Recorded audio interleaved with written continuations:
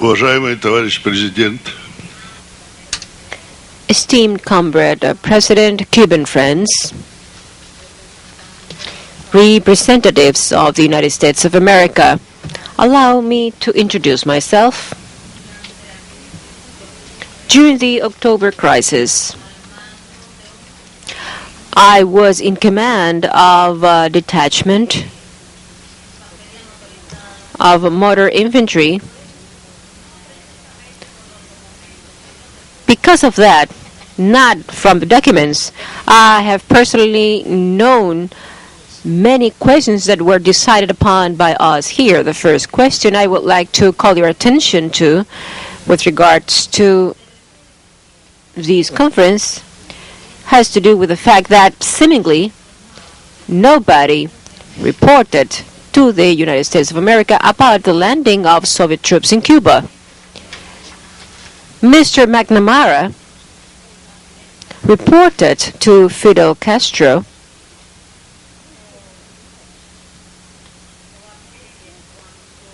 Is it so that Mr. McNamara reported Fidel Castro or player when the plane flew over Cuban territory?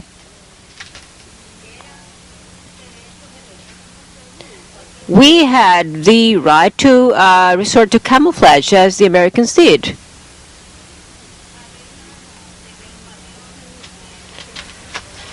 The reconnaissance planes were flying over Cuba without the consent of the Cuban leadership. On a daily basis, the units deployed in the Cuban territory were overflown by American reconnaissance planes. In addition, they pursued to create a provocation. They flew over the deployment of the different regiments, and we could have put them down. We had the necessary means to put them down, but we didn't want to.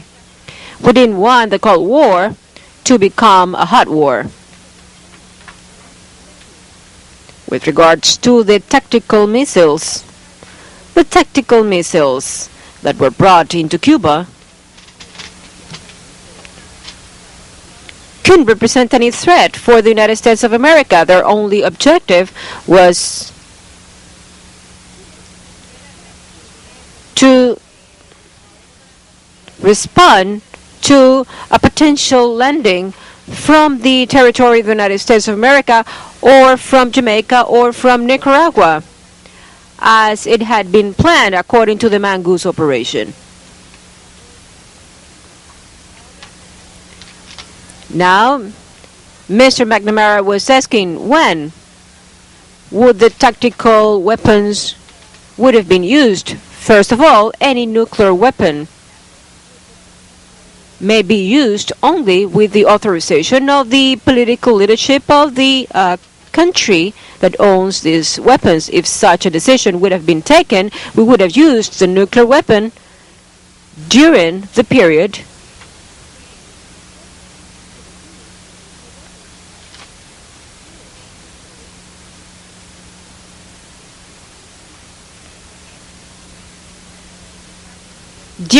in which the landing means would have been operating. The range was 300 to 500 kilometers.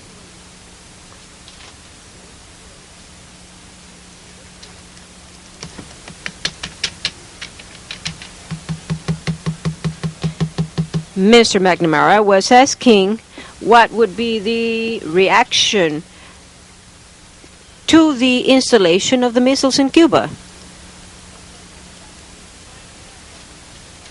What would have been the reaction expected by the U.S. from Russia and from Cuba?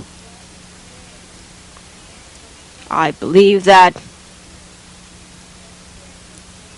this is best to be known by the American people.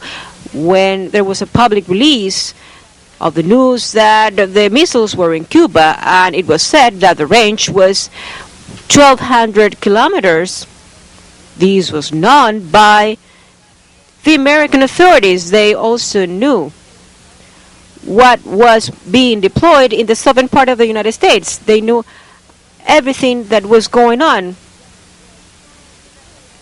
I can say to Mr. McNamara that they wouldn't have been able to mobilize the 18 landing corps they had ready. We have analyzed why there was no report about the presence of the Soviet troops into Cuba. Second, why the United States of America did not ask, not even to the United Nations organization, on this issue.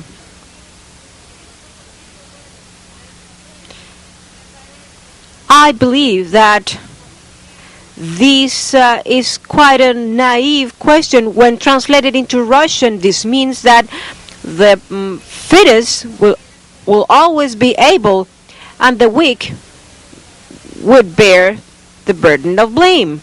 The United States, more than once, planned some attempts to assassinate the revolutionary leaders, but who gave the right to a foreign government to decide who was going to be a leader in any country or any state? I believe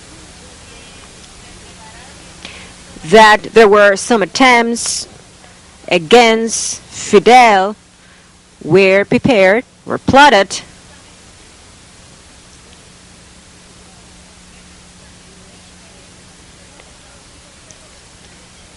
Why had the U.S. had to know what was going on in Cuba? When Comrade Fidel visited the USSR and organized a press conference, during that press conference, Fidel spoke with approval of the Russian missiles that were deployed in Cuba. We are here to defend the interests of Cuba. We were here to defend the interests of Cuba. Hadn't the Soviet troops been here in Cuba,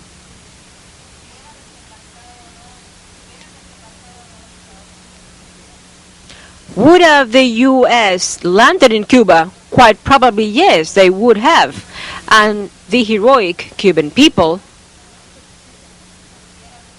obviously would have fought until the last of consequences. But to compare 7 to 8 million with 200 million,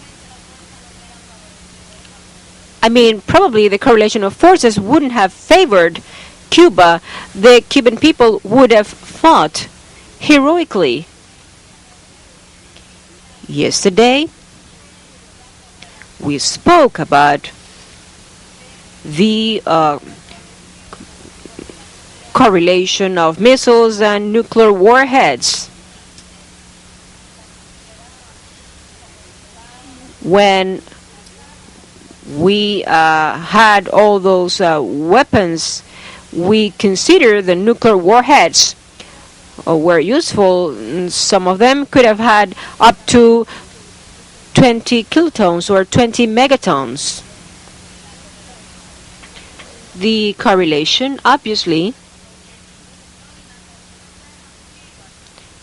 should not be based on the nuclear warheads, but in the potential of the means owned by the United States as well as the Soviet Union. I do not think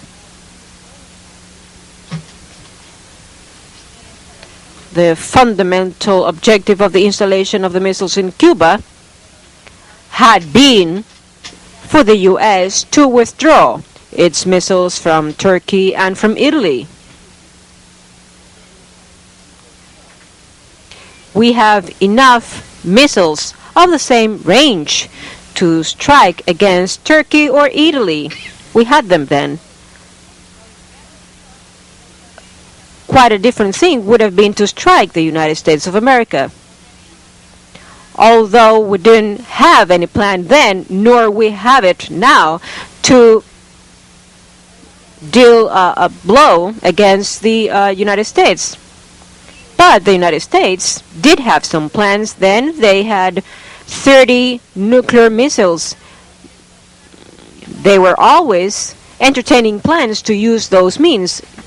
I believe that for this conference to be able to reflect the truth, we must clarify which was the cause for the landing of the Soviet troops, the cause for the agreement with the Soviet troops for them to be able to land into Cuban territory.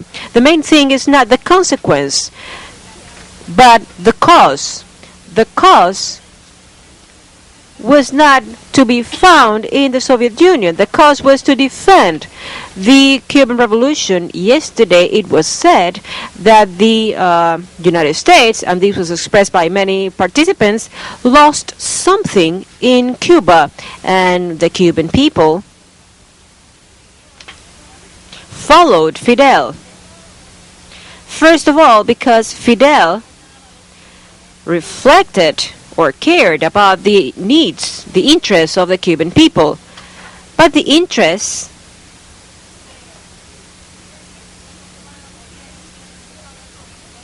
could be reflected, and at the same time the Cuban people received a feedback.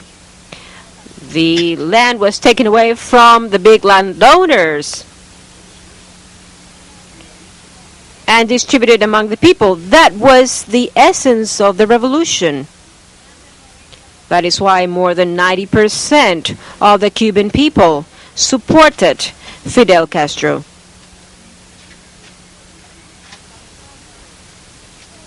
The troops that were deployed in Cuba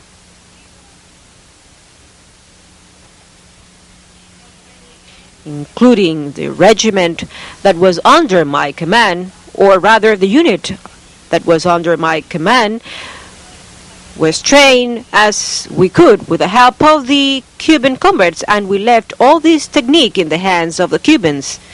We are sure that the Revolutionary Armed Forces of Cuba, after we left, were better prepared and better armed than before 1962. Thank you very much for your attention.